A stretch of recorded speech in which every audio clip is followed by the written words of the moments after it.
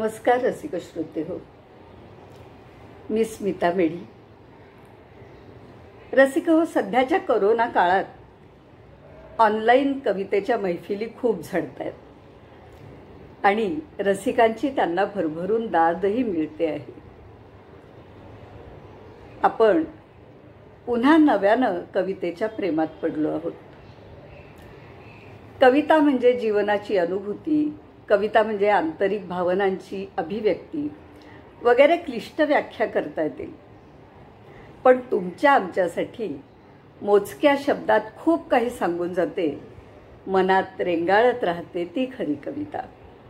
अगदी अत्तरासारखी.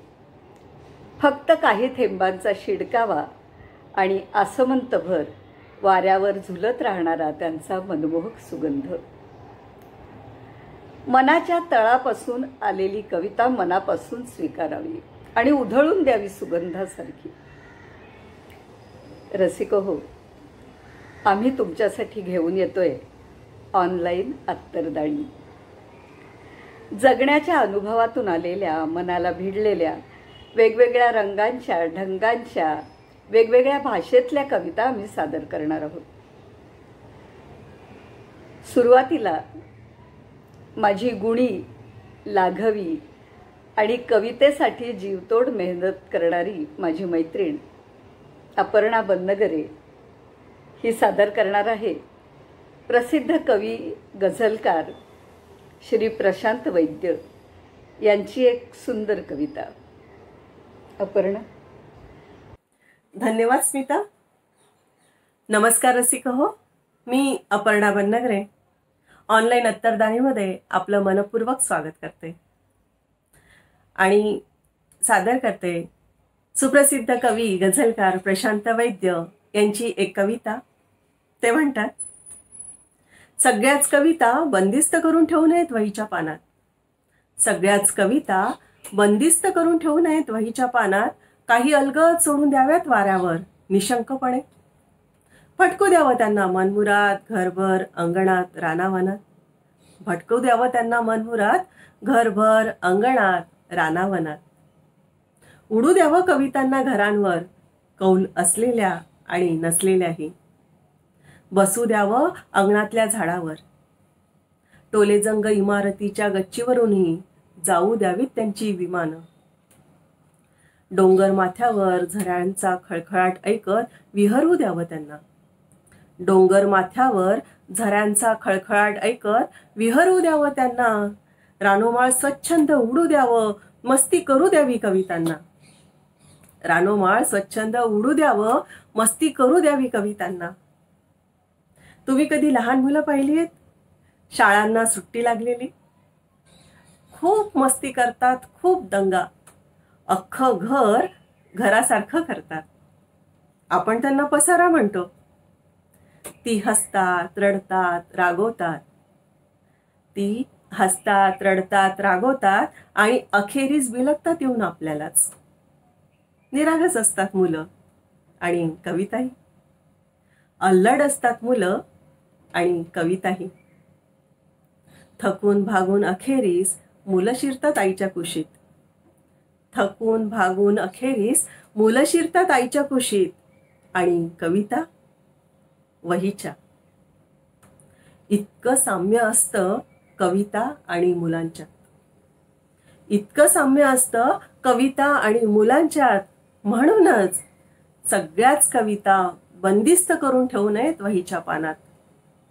काही अलगद सोडून द्याव्यात वाऱ्यावर निशंकपणे. फटकू द्यावं त्यांना मनमुराद घरभर अंगणात रानावनात. भटकू द्यावं त्यांना मनमुराद घरभर अंगणात रानावनात. खरंच कुठल्याच कविता बंदिस्त करून ठेवू नयेत. विहरू द्यावं त्यांना मनसोक्त मनमुराद. बंधन नसावंच कुठलंच भाषेचे. खरं तर कवितेला भाषेचं बंधन नाही. भाषा ही फक्त व्यक्त होण्याचं एक साधन आहे. आमची मैत्रीण सुधा उर्फ भावसुधा, हिचं हिंदी उर्दूवरचं प्रेम सगळ्यांनाच ठाऊक आहे. तिच्या कविता मोजक्या शब्दात पण खूप काही सांगून जाणाऱ्या असतात. गमतीने ती त्यांना विचारांचे तुकडे वगैरे म्हणते, पण ते एक खूप सुंदर खयाल असतात.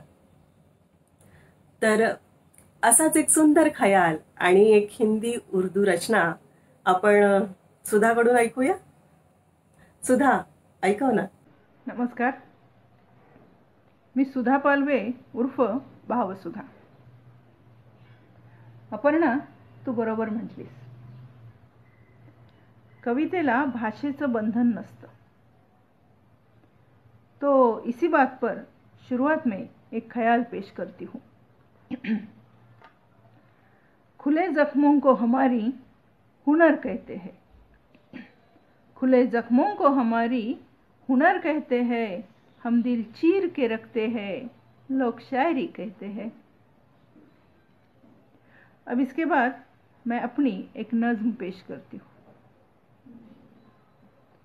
किसी दिन अपनी कहानी लिखेंगे, किसी दिन अपनी कहानी लिखेंगे, उम्र भर क्या गुजरी लिखेंगे. खुशियाँ, हसरतें, रंजिशें, मायूसी, खुशियाँ, हसरतें, रंजिशें, मायूसी, दिल को कुरेद कर दास्तान लिखेंगे. पढ़कर जिसे हंसेगी दुनिया, पढ़कर जिसे हंसेगी दुनिया, कुछ किस्से दिलनशी लिखेंगे. गुलाबी हो जाए शाम किसी की, गुलाबी हो जाए शाम किसी की, छिपे जज्बात रुमानी लिखेंगे. और आखिरी है, पूरी कायनात में अकेले दिल जले नहीं हम, पूरी कायनात में अकेले दिल जले नहीं हम राजों की खातिर आफताबे तिलिस्म लिखेंगे. तर अशा प्रकारे आपण अगदी जन्माला आल्यापासूनच कवितेशी जोडले गेलेलो असतो. आधी अंगाई गीतं, मग बडबड गीतं, बालगीतं, मग शाळा कॉलेजातील कविता, मग प्रेम कविता, मग पुढे सांसारिक सामाजिक कविता वगैरे वगैरे. एकूणच काय तर आयुष्याच्या प्रत्येक वळणावर कविता सोबत असतेच. खरं तर आयुष्य संपले तरी कविताच शिल्लक राहते. माझी एव्हरग्रीन मैत्रीण स्मिता मेढी ही दुर्मिळ शब्दकळा लाभलेली कवयित्री आहे. तसेच ती उत्तम कथालेखिकाही आहे. खूप शांत, मनमिळाऊ आणि भाषांचे खोल ज्ञान असलेली अशी स्मिता आता सादर करणार आहे आपल्या अनवर मिर्झा सरांची अशीच एक नितांत सुंदर कविता, जिचं नाव आहे शेवटी कविताच राहते शिल्लक. स्मिता, सादर करतेस ना? धन्यवाद सुधा. आपण ओळखत नाही स्वतःला इतके लख्ख दिसत असतो कवितेतून. आपण ओळखत नाही स्वतःला इतके लख्ख दिसत असतो कवितेतून, कारण कविते इतकी नितळ गोष्ट जगात नाही. कवितेतून उगाच आणता येत नाही आव कवी वगैरे असल्याचा, कवितेतून उगाच आणता येत नाही आव कवी वगैरे असल्याचा नाकातोंडात जातं पाणी आशयाचा तळ ढवळताना. नाकातोंडात जातं पाणी आशयाचा तळ ढवळताना.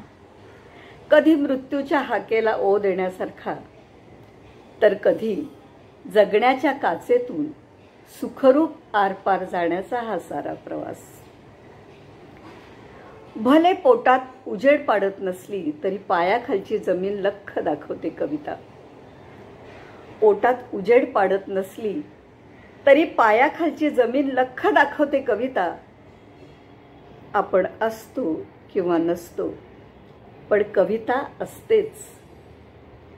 आपण असतो किंवा नसतो पण कविता असतेच. असण्या नसण्याच्या पलीकडे शेवटी कविताच राहते शिल्लक, शेवटी कविताच राहते शिल्लक. अनवर मिर्झांच्या या सुंदर कवितेनं आम्ही या भागाचा समारोप करत आहोत.